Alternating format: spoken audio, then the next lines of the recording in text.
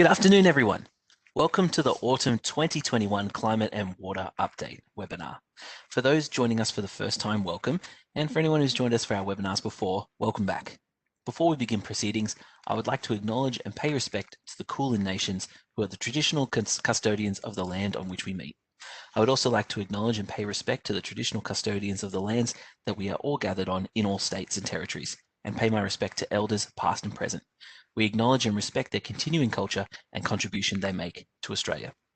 Today, our experts will be giving you an update on temperature, rainfall, and water conditions so far this year, and then turning our attention to the autumn outlook for 2021. My name is Jordan. I'll be your moderator today. I'm joined by Claire, who will be producing today's webinar. You would have heard her voice just before.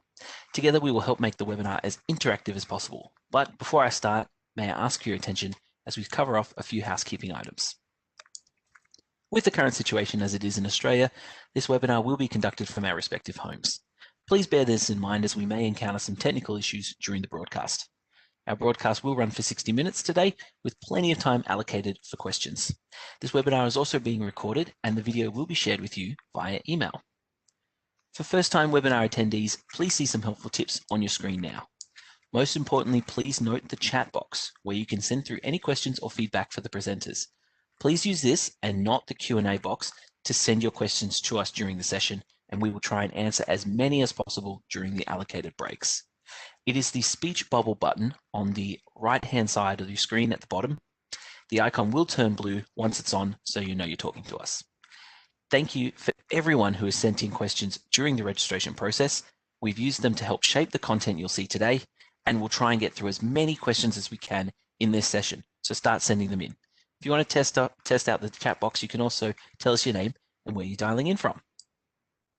And finally, I'm delighted to introduce you to our presenters from the Bureau. We have Dr. Lynette Bettio and Catherine Ganter. Lynette leads the long-range forecast team who are responsible for the preparation and analysis of Australia's instrumental climate record and issuing outlooks of climate conditions for the coming season.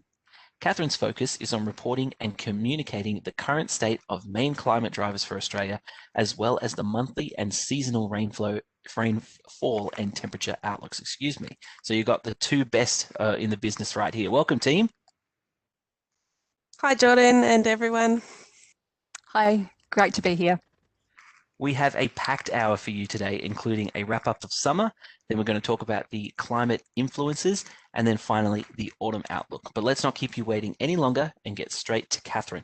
She'll start us off with a wrap-up of the past few months. Now, don't forget, you can send us questions at any time using the chat function, and we'll answer them in the upcoming breaks, so start getting them in now. All yours, Catherine.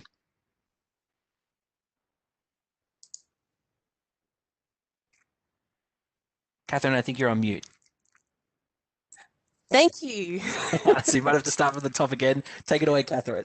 Thank you. Let's start with summer rainfall today. We've got our summer rainfall map here on the right, with the blues showing above average rainfall and reds showing below average rainfall. Most areas have had average to well above average rainfall this summer. But just to point out a key area to miss out being that southern coastal area of Queensland. It's a bit of a tricky area to describe, and Brisbane is just outside that pinky red area. Australia as a whole has had its wettest and coolest summer in at least 5 years. That's thanks to La Nina.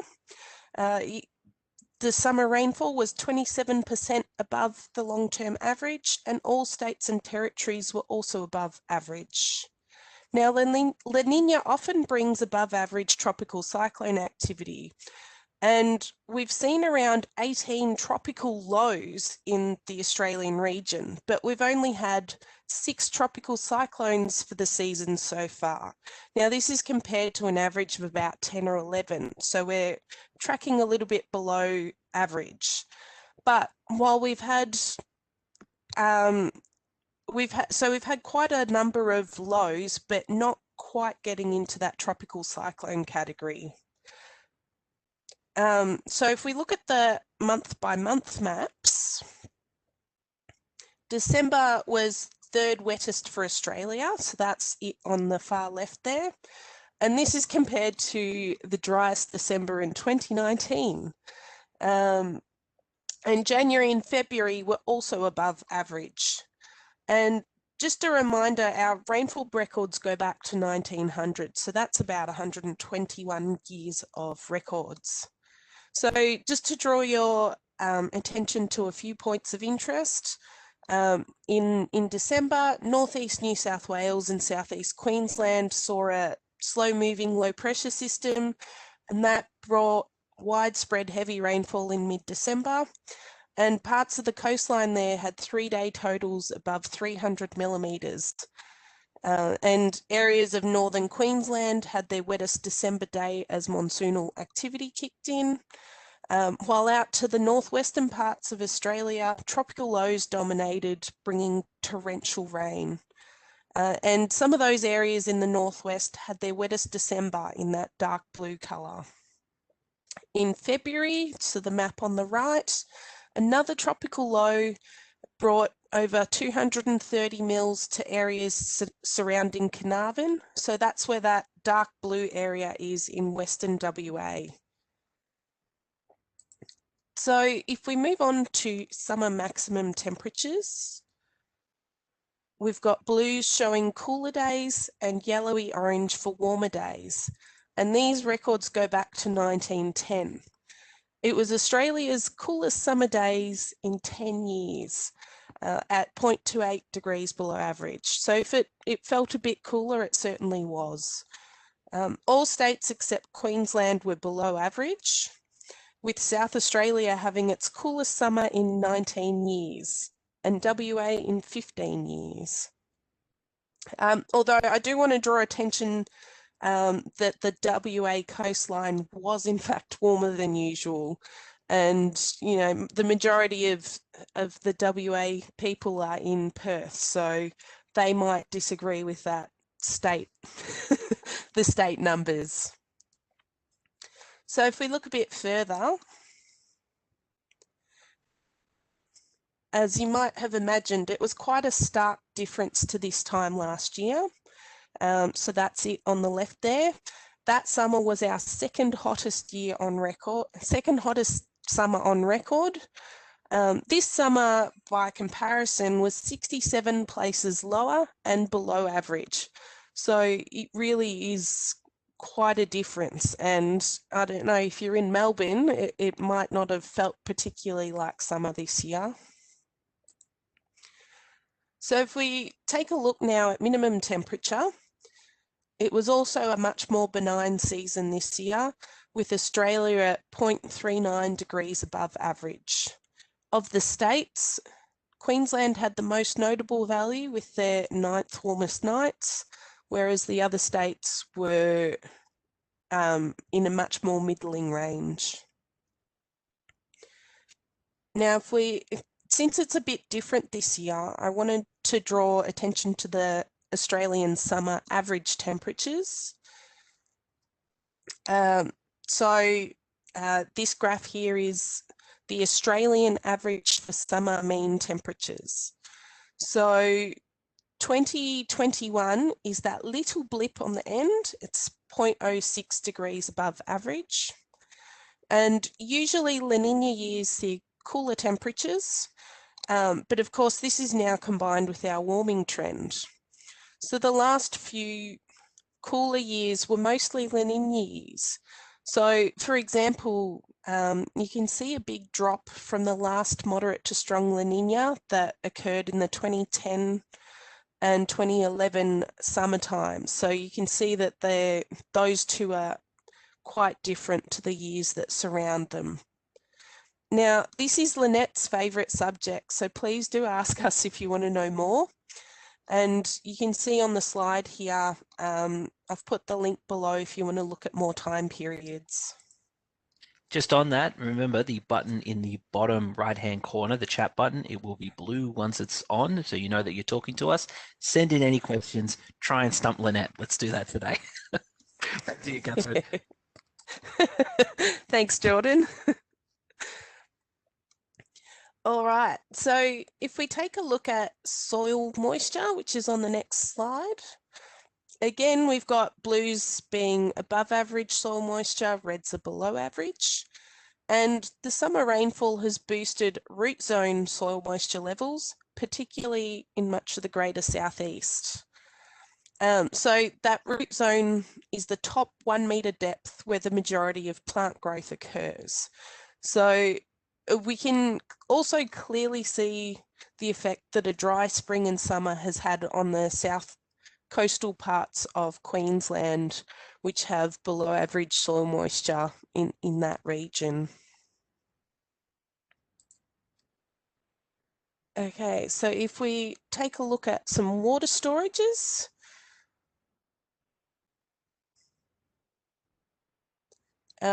we've seen water storages in the Murray-Darling Basin, coastal New South Wales and southern Victoria improve from last summer. So the northern Murray-Darling Basin, which is that graph up the top, was in severe drought last year, and it's seen storage levels double to 25.9%. So that pink line is where we were this time last year. And similarly, in that second graph below, in the southern Murray-Darling Basin, the storages have also almost doubled compared to this time last year, and they're sitting at 59.4%. So it's much better than this time last year. And if we look on the next slide, we can take a look at the impact of several tropical lows, and that's meant storages in the Tanami Timor Sea coast area. So that's that area that's highlighted with the lines. And they've had their largest rise in water storages in 4 years, and they're now higher than this time 12 months ago. And this is great news for that area, because if you have a look at their, if the white line in the graph, and you can see the storages have headed downwards for the last 3 wet seasons. So it's really great that they've seen an increase in water storages this year. And also we have a positive for highly populated areas.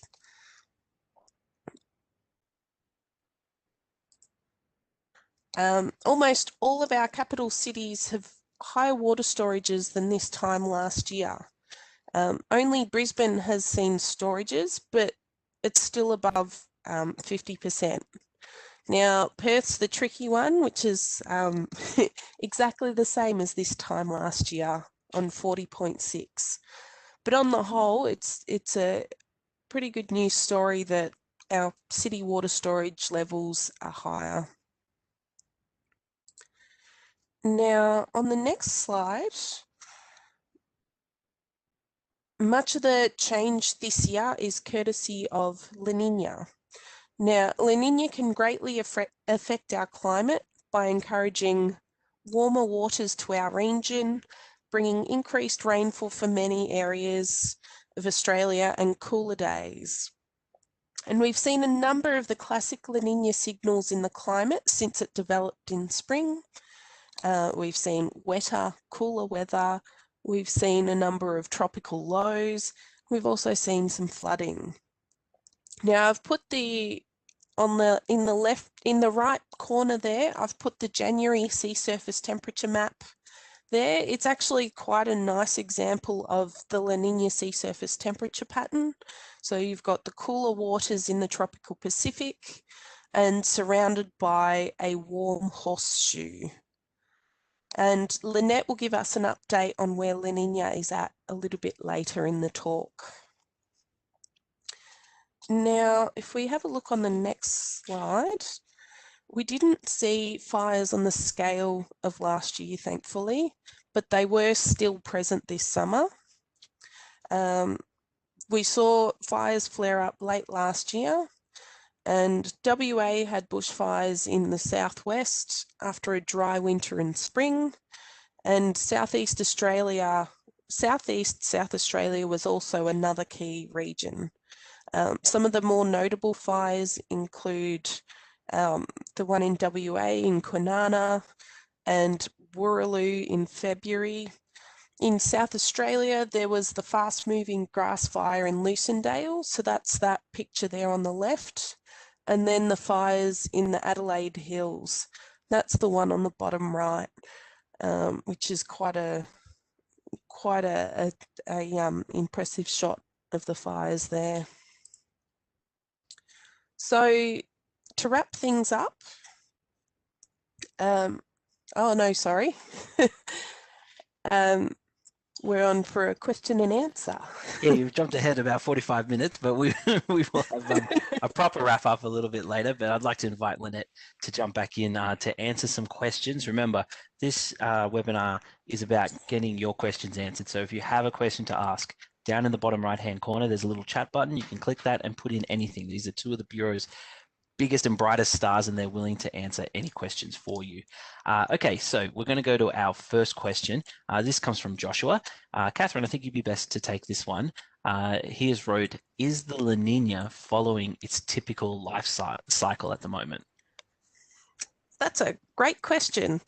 And for the most part, I would say yes. So usually you would see La Nina develop in winter to spring, peak in that spring to summer period, and then decay in autumn.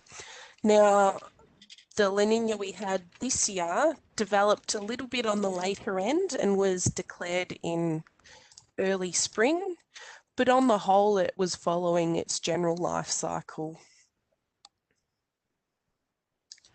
Awesome. Okay. We're going to continue the questions now. Another one, again, Catherine, you're the lucky person. You got a second question from Takeo. I really hope I'm saying that name correctly.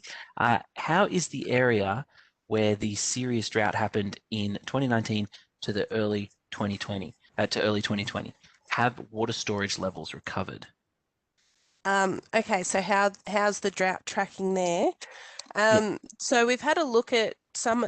You would have seen in the presentation that some of the water storages have largely doubled, so they're on their way.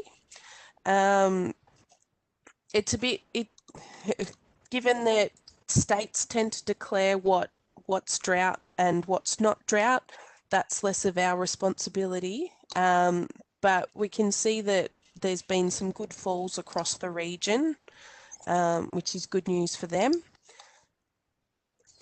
Yeah, I'll just jump in there too. So Catherine's right, the Bureau, we don't declare drought, but we do monitor that rainfall that we have received and the water situation. So across that long term, we're still seeing, because that drought was so intense and lasted for a long time. So if you look back at the last couple of years, we still haven't had the rainfall needed to make up for those long-term rainfall deficiencies.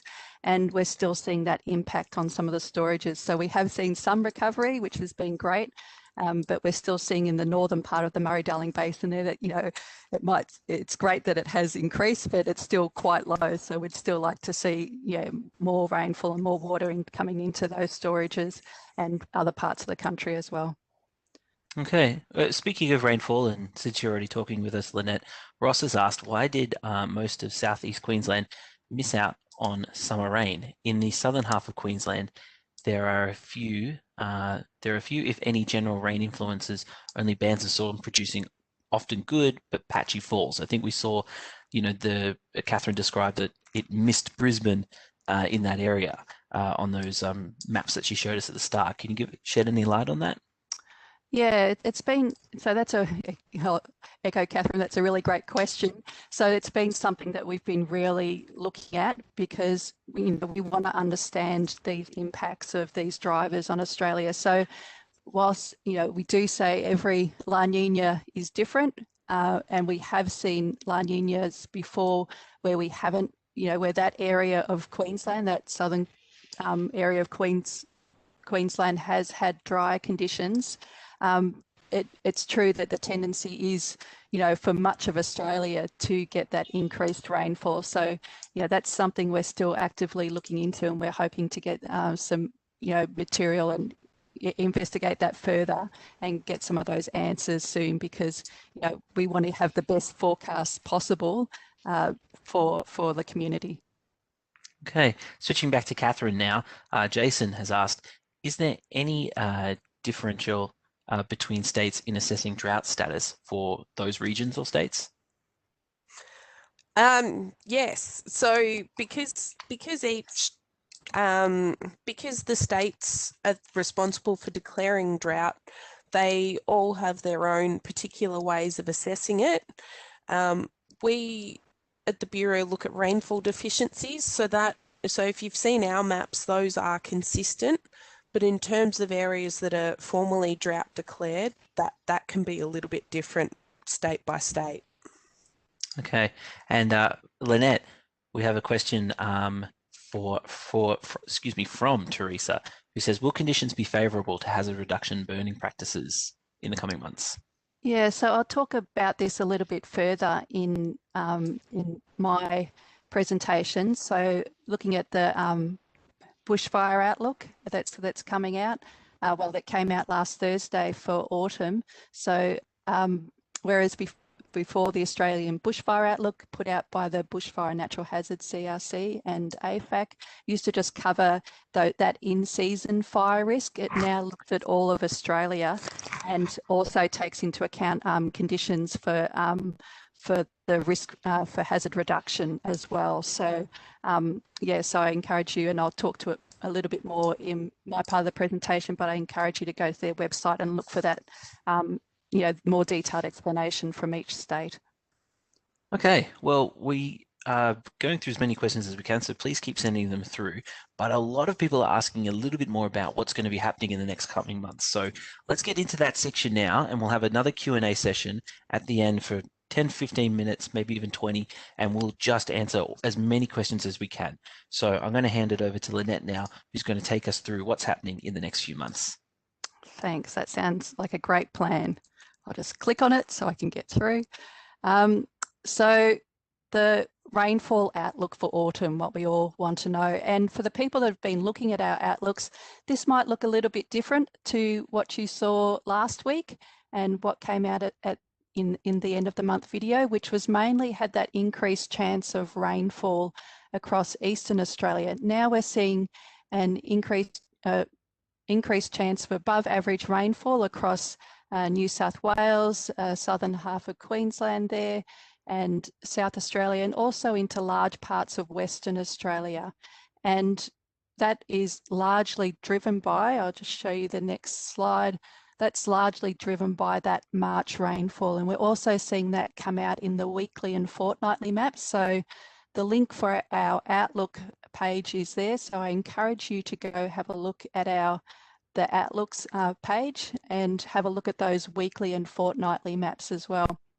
Now, I will say that the next Outlook may look different again because this is the last one for autumn, for March, April, May. So the next Outlook will be for April.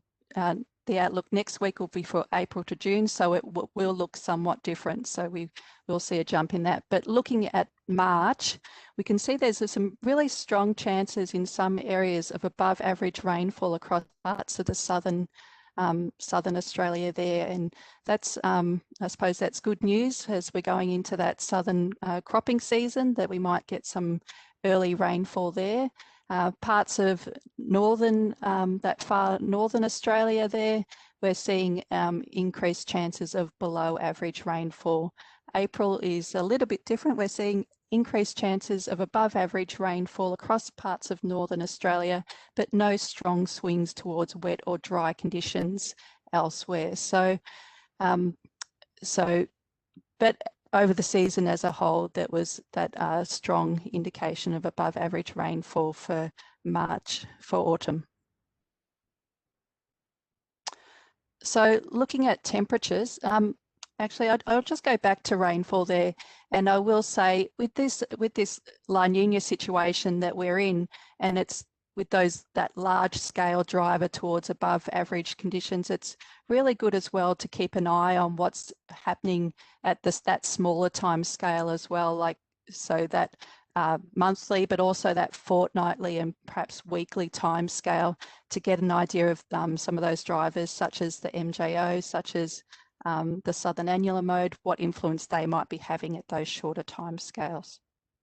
So looking ahead for the temperature outlook for autumn. So temperature outlook has been pretty consistent over the past few months, as has the rainfall outlook for above average rainfall across, across various parts of Australia. So we're really looking for increased daytime temperatures in the northern parts of the country and some of those coastal areas as well, just really indicating some of those warmer temperatures that we are seeing off some of those coastal areas. And Tasmania has increased chances of above average daytime temperatures. Starting to see a signal that's been coming in and out a little bit, but we're seeing it there in similar to last week for New South Wales, for below average daytime temperatures for New South Wales, parts of East and South Australia there, and parts of Victoria. So increased chances of below average daytime temperatures in some of those regions. Other parts of the country, no strong swings towards above or below average daytime temperatures. Nighttime temperatures, throughout the season, throughout this La Nina event, we have seen increased chances of above average nighttime temperatures, and looking ahead for autumn, we're still seeing that signal over much of the country there, especially in the northern parts of the country and that southwest WA and those far western parts of WA, and in Tasmania, with really strong chances of having warmer nights over autumn. So what does this mean for the streamflow outlook? So we've seen increased chances of above average rainfall over parts of Eastern Australia and in some parts of Northern Australia in past outlooks. But we're also thinking about the rainfall that we've had that does have an influence on the streamflow outlook as well. So with that rainfall that we've seen in parts of Northwest Australia there, and also parts of Eastern Australia, and with the outlook, there's increased chances of high flows at a number of locations across the country. Parts of southeastern Australia, you see there's a cluster of increased chances of near median to low flows there. So looking at the climate influences, so Catherine spoke about the La Nina, and also so what's driving that outlook, and also looking at the severe weather outlook. So I spoke about the Australian seasonal bushfire outlook. So this isn't put out by the Bureau, but we do collaborate and provide climate information into this outlook. So this is put out by the Bushfire and Natural Hazards CRC with fire agencies around the country and national fire agencies. And so the link for it is there. So looking at that outlook, you might be surprised. So people that have been looking at these outlooks for a while might be surprised to see some actual blue on the map. So below normal fire potential for some areas. So we haven't really seen that blue since we had that really wet year in 2016 with the negative Indian Ocean dipole. So, but we do still see above normal fire potential, especially in parts of Queensland where Catherine spoke about those dry conditions that we're still seeing that haven't had that rainfall relief from this La Nina event. So, but large parts of the country, normal fire potential. So, so this used to be a northern and a split into northern and southern bushfire map, but it was, it was realised that, bushfire management is a year-round thing in Australia. So with that question around the hazard reduction burning, so it also does indicate conditions that might be favourable or not favourable for hazard reduction burning, but please, of course, check the, it's always check the weather on the day and check with your local fire agency on the day. This is just giving that general picture for the season. So what is ENSO doing? What is El Niño Southern Oscillation doing? So this is for Niño 3.4 outlook. So Niño 3.4 is a region of, Catherine showed the map of sea surface temperature, and Niño 3.4 is is a box in that tropical Pacific, sort of around the dateline area and straddling the equator. And just so when that area cools, it's more La Nina-like, and when that area has warm anomalies, it's more El Nino-like. So we're currently, you can see that dotted line. It has been cool. We have gone into that La Nina event that we were in, but we're starting to come out of it now. So, so the forecasts are for this La Nina to come away, go towards more neutral conditions in the coming months. If there is one model that makes or that thinks that's forecasting another La Nina, so we'll be keeping an eye on that situation. So La Nina has passed its peak, and all models are anticipating that the La Nina, or the Nino 3.4, will return to neutral values during autumn. So of course it's El Nino southern oscillation. So it's not just those sea surface temperatures, it's what's also happening in the atmosphere as well. And we're still seeing that atmosphere respond to what those sea surface temperatures, those cooler sea surface temperatures. So we're still, the Southern Oscillation Index, which is an index of what La Nina is doing, and that's still in La Nina type levels. So we're still seeing those impacts on Australian rainfall. And again, looking at that Nino 3.4 sea surface temperature area for March to April, really going below those La Nina thresholds, those grey squares. There's only a couple of models touching the blue, the La Nina, or over the La Nina threshold, and really going back to neutral conditions that are in the sort of the white middle band in autumn.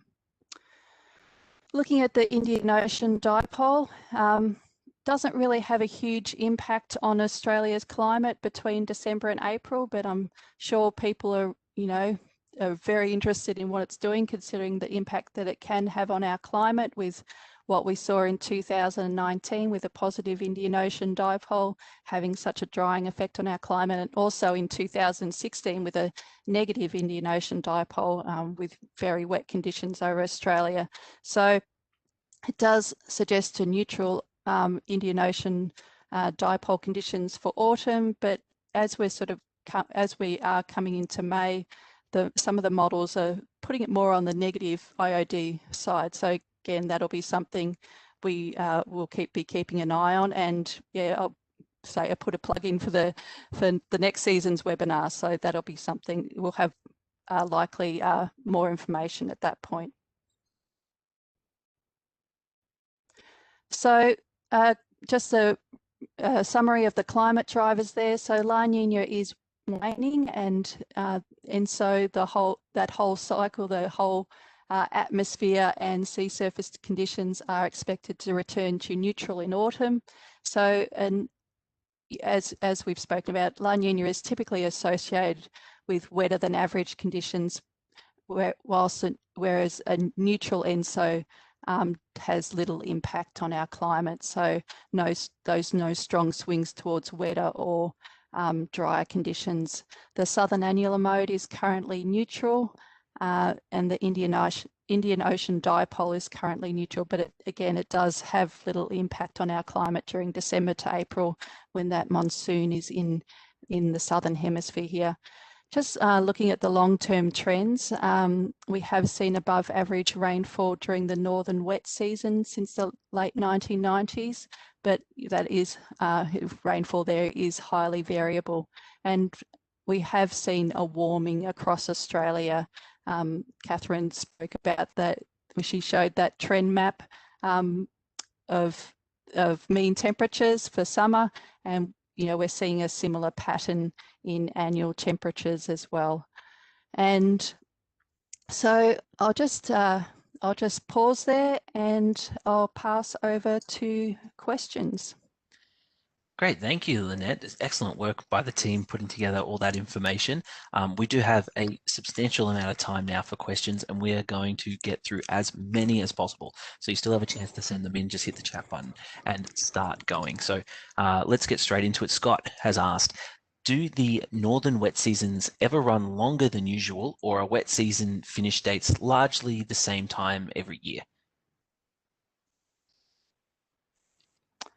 Well, I'll start, and Catherine might want to come in. So yeah, it can, we sort of tend to see it around similar times of the year, yes, but the La Nina or other drivers can have an impact. We did see an earlier start to the monsoon onset at Darwin this year, so we can see an earlier start to the monsoon and a later end during these La Nina type conditions when we had those warmer waters near us. And if I might just add in, because I know those up the north have a bit of fun with wet season versus monsoon season. Yeah.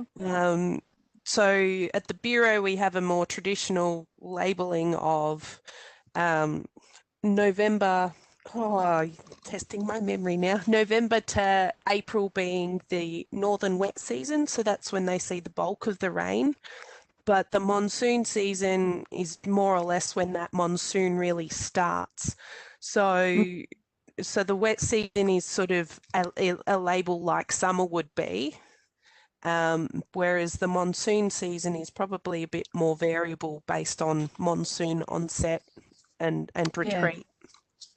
And I'll jump in there again and give a plug for one of our products. So we now have northern rainfall onset. So yeah, again, not the monsoon, as Catherine said, but just when we start seeing that first, I suppose, useful rains to trigger growth up in the northern parts of Australia. So keep an eye out for that closer to the end of the year or around winter. Excellent. And just for, sorry, Jordan, the record, with this La Nina, that many areas did in fact see an early start to their northern rains. So hopefully that answers the question. Yeah, excellent. I'm sure I'll be very happy with that answer. Joanne has asked, and I think has done a little bit of research.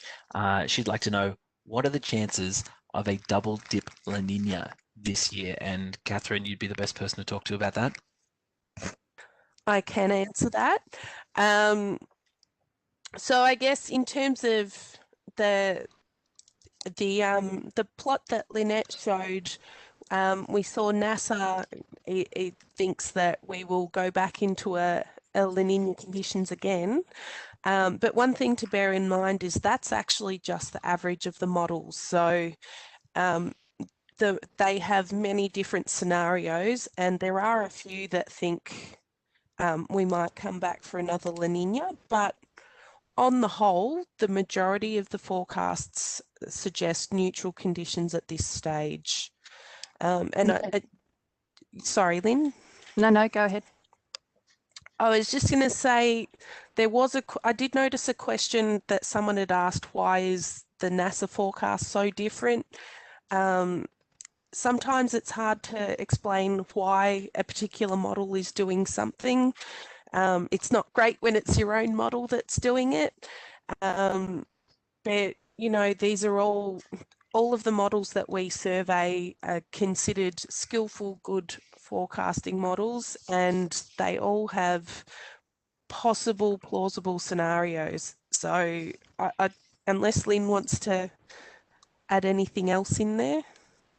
No, I'll just say, looking at history, so we have seen that people call it sometimes a double dip of the La Nina. So we have had it go back into a La Nina. So yeah, that is something we'll be monitoring. As Catherine said, though, the models are mostly going to neutral at the moment, but yeah, we'll be keeping an eye on that. And it's interesting when you sort of think about a La Nina, it's more of an enhancement of that or of that usual situation. So those cooler sea surface temperatures that we see usually get stronger. So yeah, so it'll be interesting to see but we will be monitoring to see if it shows chances of going into another La Nina.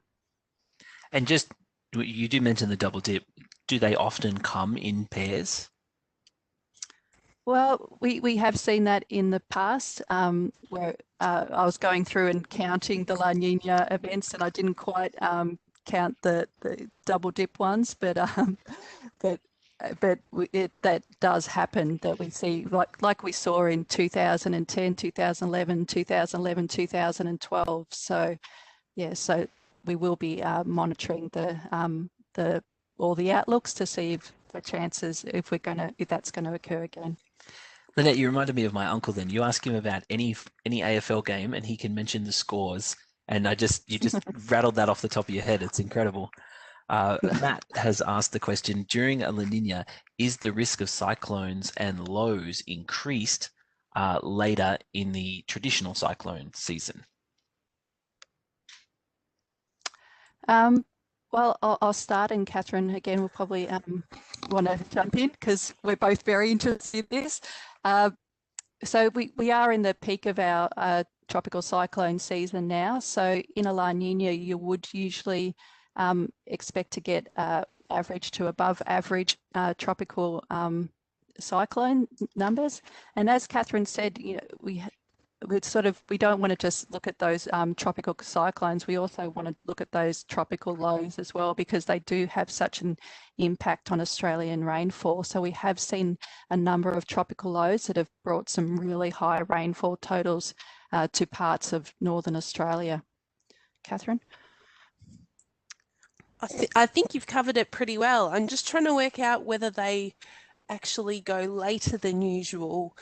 And I would think it's probably, given that the breakdown tends to break up the warmer waters around Australia, I wouldn't think it's necessarily the case. Yeah, but we'll keep that. That's something we'll be keeping an eye on and monitoring. But you can, with that warmer waters, as Catherine said, you can get tropical cyclones still occurring. Yes, I almost thought we had you, Lynette. I thought we stumped the Lynette, but not yet. The other thing to note is also that the forecast still does have warmer waters around our region. Okay. Just a reminder, we have about 20 minutes left. That there is still time for your questions to be answered, so send them in. And I just want to do a quick shout out to Felicity, who is also from the climate team. She is writing answers right now to people who are sending in questions that we can't get to on air, so to speak. So a huge shout out to Felicity. So your question could be answered one way or another. Graham has asked, how do you estimate rainfall, soil moisture, etc., in remote areas with a high level of confidence? Lynette, I think you'd be perfect for that. Yeah, it's so the Bureau has modelled soil moisture. So we have it takes in rainfall, it takes in temperature, it takes in a number of observations, solar, and estimates, I suppose, or models what that that soil moisture is. So it takes in the rainfall from those more remote areas, from our rainfall grids, and gives that estimation. So so I encourage you to go have a look at the I think it's bom.gov.au/water/landscape, and we might be able to put the link in the chat there, because that will give you more information. And it has comparisons have been done between other soil moisture products and probes when they're available, but it's very very hard because there's no long record of actual probe observations in Australia. But where they are available, we have done some comparisons. But yes, please go have a look at that, because it's there's a lot of information there. So not just soil moisture, runoff as well, and evapotranspiration and potential evapotranspiration. And I'll give a shout out for some of the products coming online from the Bureau in, well, hopefully in a few months' time. We're actually looking to do seasonal forecasts of some of those values as well, rather than just the rainfall and temperature. Okay, Lance has asked a question. He said, so a month or so back, Reuters was reporting a positive / warming PDO establishing. If it does eventuate, would it suggest drier years are in front of us? Yeah, it's really so that's the Pacific Decadal Oscillation. So so I suppose it's like a big long El Nino or La Nina. So with perhaps more La Nina events or ENSO events during one phase or another, and it can there's still debate around the impacts of that on Australian rainfall. So I suppose I don't want to get, I'm happy to take this one offline and have it by email, because I think there's a lot of information there. But the PDO, it's very hard to forecast it. It's one of those ones that you sort of tend to look more in hindcasts and looking back and looking at those averages. So yeah, I'm finding it hard to comment on that one. Sorry. Okay, Lance, you did it. You stumped her. We got it. No, I'm sure Lynette will have that answer for you if you want to email helpdesk.climate@bom.gov.au. Sometimes those questions are a little bit difficult to answer in such a short period of time, but thank you for sending that in. Bruce has asked, so is the positive phase of SAM continuing, and for how long? Yeah, so if you go to our climate driver update, and again, if someone could put the link for that in the chat, we're looking to go to neutral SAM conditions in the coming weeks. Okay. But sorry, I was just going to say, if there's Felicity is online and she's one of our experts, so she might be able to give some more information in the chat. Yeah, and by the way, Felicity and Tamika are also doing it. So I was wrong. We have two experts. So we've got a powerful team of women working in the background to try and answer those questions for you. Yes. Angus has asked a question. This would probably be best for you, Catherine. So they said it's a simple La Nina question. In general, is heavy rainfall expected to coincide with the peak of La Nina, or does it lag or lead the ENSO curve? That is a great question. How to answer that? I must admit I haven't looked in great detail, but I guess I've seen it all.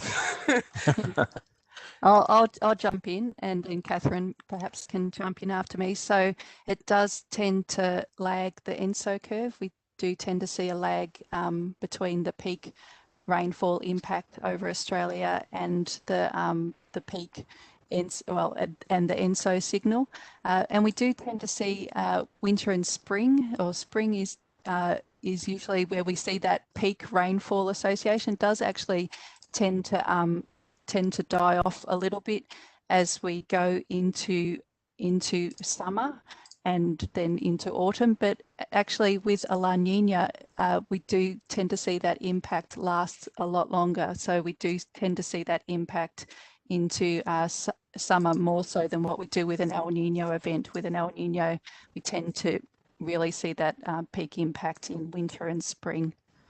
But yeah, as Catherine said, it was a late La Nina start this year. So it wasn't until September that we declared the La Nina event. And I guess the other thing about the heavy rainfall is that we tend to get heavy rain in summertime anyway. So I guess the ones that tend to make the news seem to be those summertime events. Okay.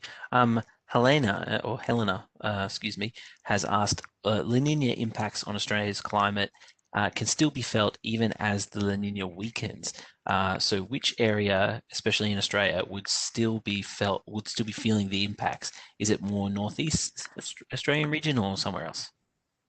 Yeah, if you look at our composite maps, so again, you can go to our website and look at the typical evolution of a La Nina event and look at the autumn to autumn evolution and have a look at what that composite or typical La Nina, those typical impacts are. So typically you would see parts of Eastern Australia with that wetter than average signal. But I will say, so the models take in our models that we use to forecast, we used to just use a statistical model. So it used to just be based on the ENSO situation. It used to, so if ENSO is doing this, our rainfall's going to do this.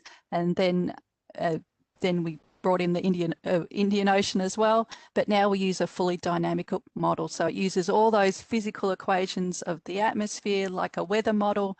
Then it picks up sea surface temperatures, it picks up, what's going on in the atmosphere and makes that forecast for Australia. So it's still picking up that La Nina signal, but it's has that forecast for above average rainfall across southern parts of Australia as well, not just eastern Australia that we see in that more typical La Nina event. And I say typical, and I'm smiling because, as we've seen this year, no event is typical. All La Nina events are actually different when you sort of break them down.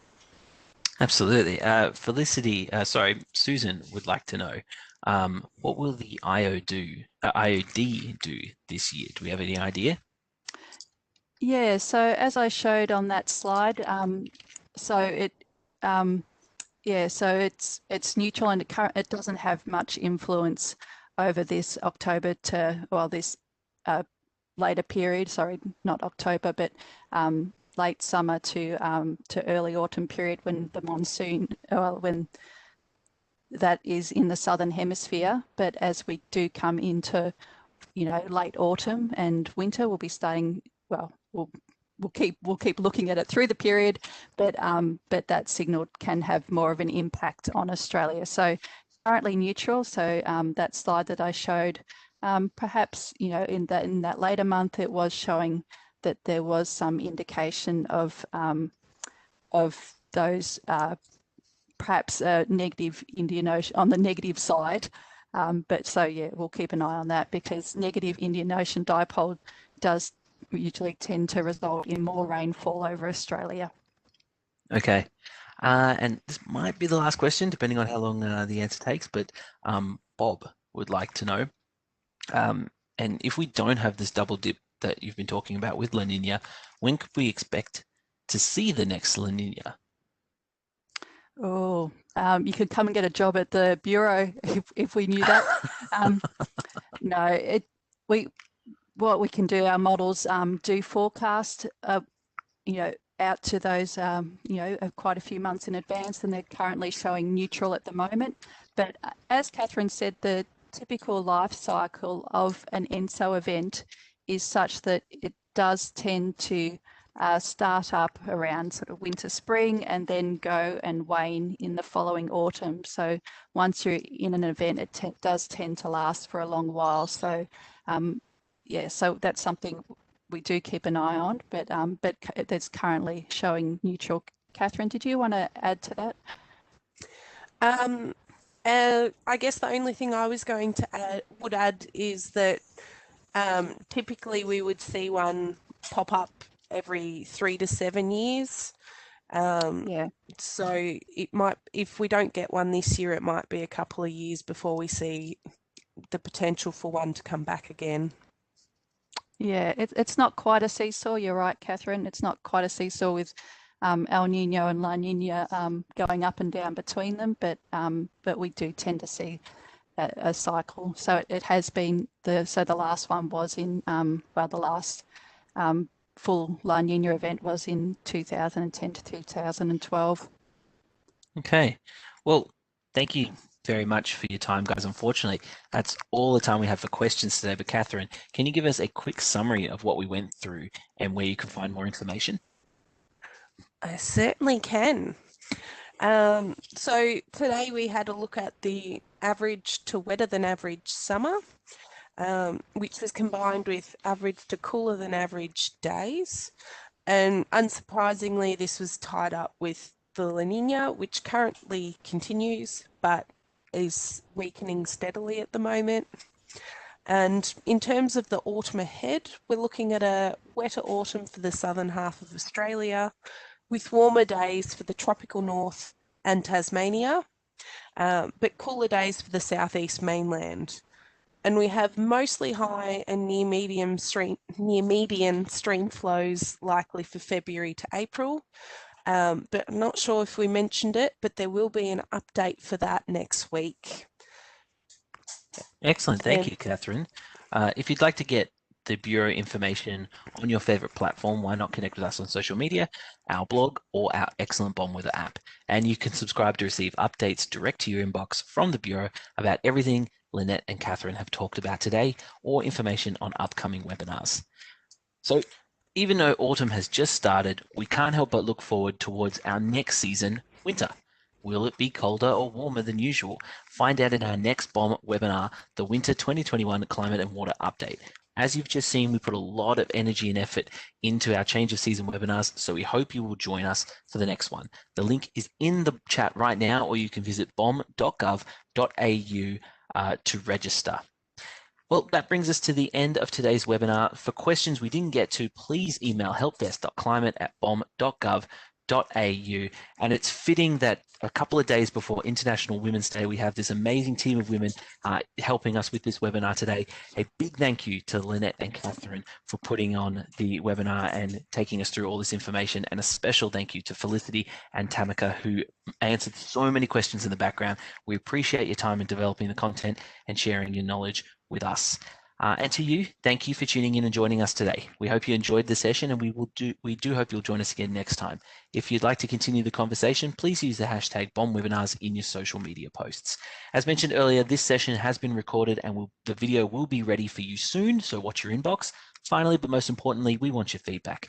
It's our aim to bring you the highest possible quality webinars, but we can't do that unless you share your experience with us. So once this closes, a short survey will pop up on your screen, and we'd be really grateful if you could complete that anonymously for us.